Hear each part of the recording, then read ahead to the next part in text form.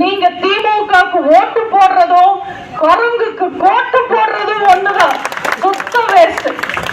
உங்க வீட்டுக்கு வர திருடுன கூட நம்பலாம், ஆனா திமுக காரன நம்ப கூடாது. இன்னைக்கு திமுக கூட்டணி எப்படி இருக்கு? திமுக கூட்டணி நிலைமை என்ன யோசிச்சு பாருங்க. திமுக பத்தி நமக்கு தெரியாதா? அப்படியே ஒருவேளை ஜெயிச்சு ஆட்சிக்கு வந்தா திமுக 500 ரூபாய்க்கு சிலிண்டர் கொடுத்தா சிலிண்டர் இருக்கும், ஆனா உள்ள கேஸ் இருக்காது. 75 ரூபாய்க்கு பெட்ரோல் தருவாங்க, ஆனா 1/2 லிட்டர் கொடுப்பாங்க, நாங்க பாதிதான் சொன்னோம்வாங்க.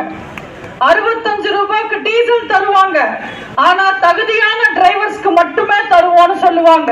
யாருக்குப்பா தகுதி இருக்குன்னா கண் பார்வை இல்லாத டிரைவர்ஸ்க்கு தான் தகுதி இருக்குன்னு சொல்லுவாங்க.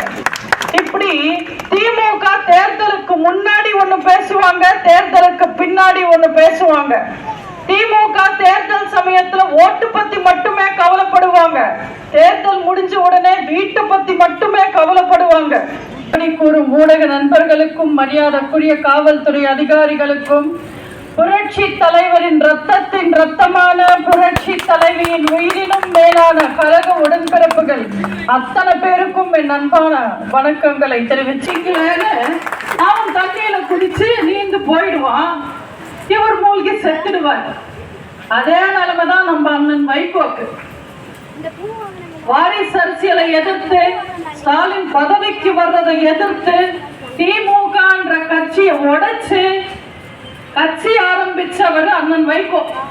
அவருக்கு ஆதரவா 5 பேரெல்லாம் தீ குளிச்சாங்க. அவரை நம்பி அத்தனை பேர் வந்தாங்க. ஷேக்ஸ்பியர்ல இருந்து சிலப்பதிகாரம் வரைக்கும் படிச்சவர், கரைச்சி குடிச்சவர். இன்னைக்கு அவர் கை கட்டி நிக்கிறது இங்க தத்தி ஸ்டாலின் கிட்ட. நீங்க கேட்கணும்ல, வந்து ஓட்டு மட்டும் அவங்க கேட்டுட்டு போயிட்டாங்கன்னா எப்படி? உண்மை என்ன நியாயம் என்னன்னு நீங்க கேட்கணும்ல. இந்த முறை கேட்பீங்களா? கண்டிப்பா கேட்பீங்களா? தயவு செஞ்சு கேளுங்க. கனிமொழி அக்கா என்ன சொன்னீங்க? எல்லா பெண்களுக்கும் 1000 ரூபாய் பீலா விட்டீங்களே. கனிமொழி அக்கா என்ன சொன்னீங்க? கேஸ் விலை எல்லாம் குறைப்பாங்க பீலா விட்டீங்களே. கனிமொழி அக்கா என்ன சொன்னீங்க? முதல் கையெழுத்து மது ஒழிப்புக்கு பீலா விட்டீங்களே. கனிமொழி அக்கா என்ன சொன்னீங்க? தண்ணீர் பஞ்சம் எல்லாம் சரிப்படுத்திடுவேன் பீலா விட்டீங்களே. கனிமொழி அக்கா என்ன சொன்னீங்க? இந்த தொகுதியை சிங்கப்பூர் ஆக்கிடுவேன் பீலா விட்டீங்களேன்னு கேளுங்க.